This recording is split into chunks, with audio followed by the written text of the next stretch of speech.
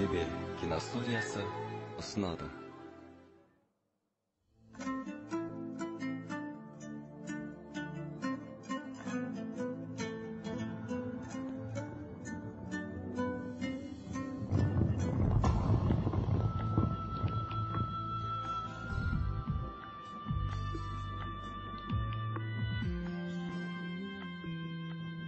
Сонау көне замандардан келе жатқан ұлы даламыздың құпиясы мол тарихынан сыр шертер аңыз әңгімелер көп-ақ. Солардың бірі қанатты барыс туралы аңыз.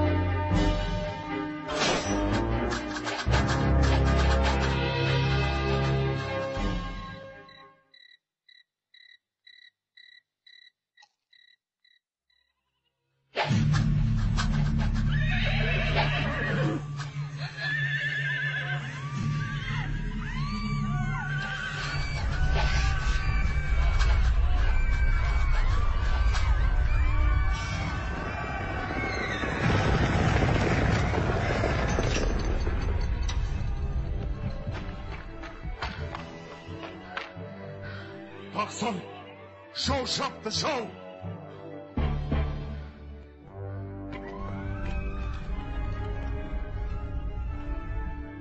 Sardar, bari endi keş.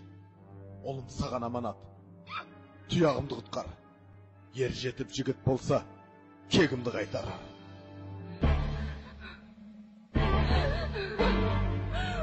Tengrim, oğlumdu birazını tafsırdım. Koş bu kulunum. Şuldam, alıp ket balamdı.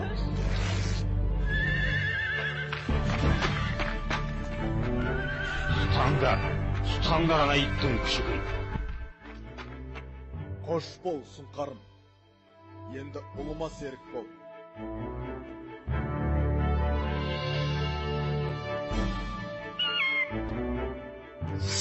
Başanlar.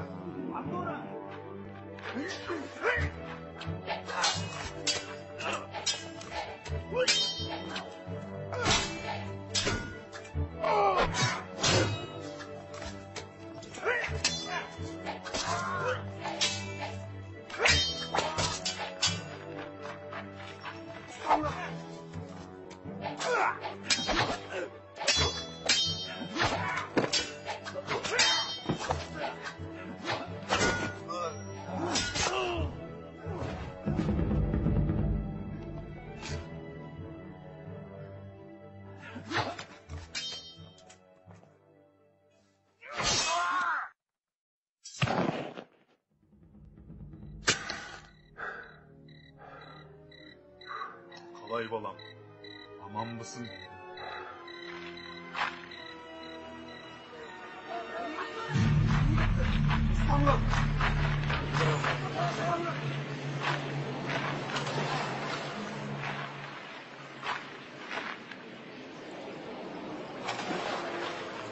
Бұл хан өзеннен ешкімде тірі шыққан емес. Текті күтті.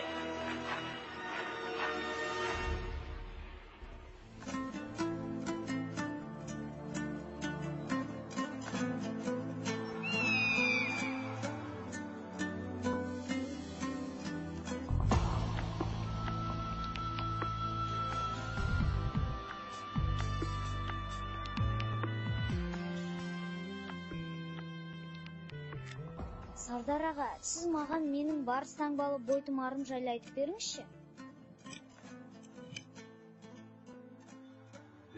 Балам, сенің 7-ші бабаң Бөріхан, жүрек жұтқан батыр, әрі аңшы болған.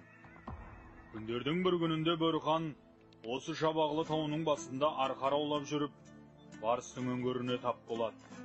Балаларына жем іздеген барыстың жоқтығын білген бе, 60 құлаш аждақар жылан аландарды жұртпақшы болғанда, Бөрхан алмас қылышпен айдақардың басын шауып түсіреді.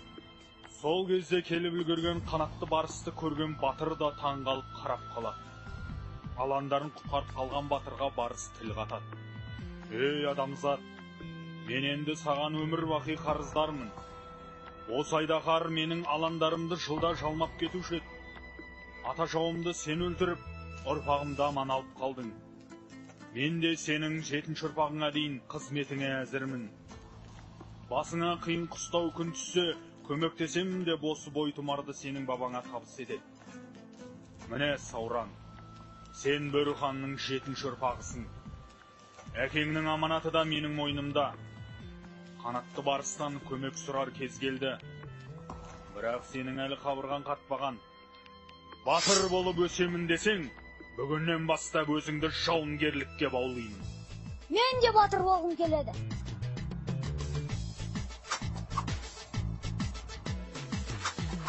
Жауынгерлік әдіс айла үйретсем, қылыш садағын найзаменен түйретсем, өскеннен соң азат етіп еліңді, дұшпаныңның қабырғасын күйретсем. Құрамайды көзге атар мергендер, оқ жонады әке көзін көргендер. Сен де балам батыр болып өсерсің, батыр болар ертең саған ергендер.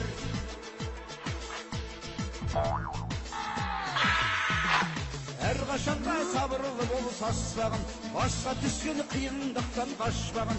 Батыр болып өсем десең сен ертең, әр күнімді жаттығудан бастағын. Денең сымыр болсын десең ерінде, жүгірсетір жалқаулыққа берілме. Жеңіске ұмтыл намыс деген ұлы күш, жау алдында әлсіз болып көрінбе.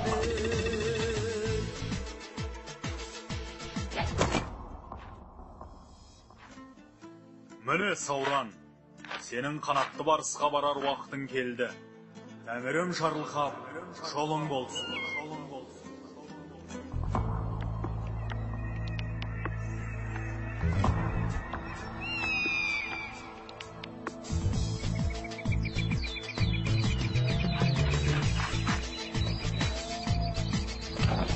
Елші туған ершіге қарапқа қарап жатпайды, ел намысын қорғауға ерлікке өзін баптайды.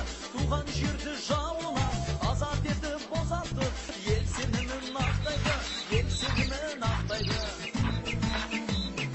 Ел үшін туған ер жігіт еріні биде жатпайды, жауына тастай түйініп көк найзасын сақтайды. Бес қаруын асынып ұйқы көрмей күттіні, жауына өрттей қаптайды, жауына өрттей қаптайды.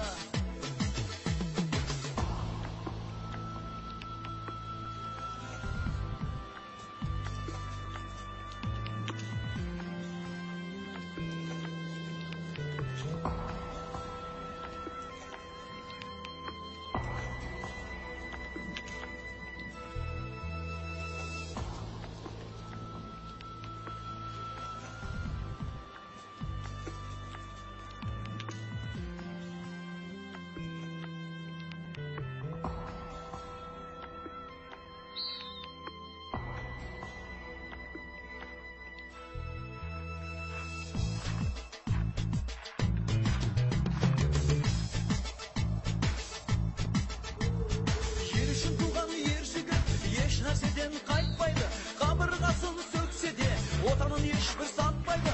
Шыбын жанын бидетіп отқа салса күймейді, суға салса батпайды, суға салса батпайды. Ел үшін туған ер жігіт ел үшін тыным таппайды, ақ білектің күшімен, ақ найзаның ұшымен, ақылымен ісімен, елі менен жерінің тыныштығын сақтайды, тыныштығын сақтайды.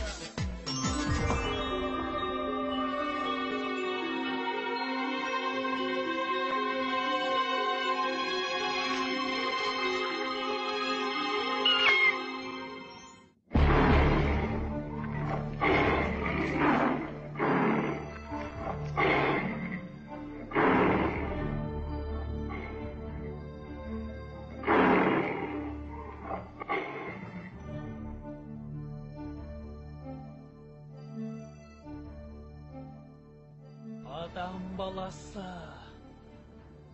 сені бұл жерге не айдап келді? Мен Бөрханның 7-ші ұрпағымын.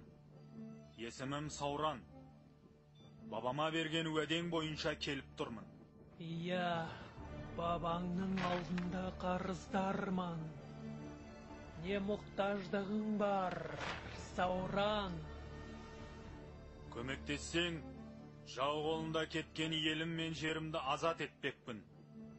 Батырдың 5 қаруы бойында болу керек емес пе? Мынау менің сыйым болсын.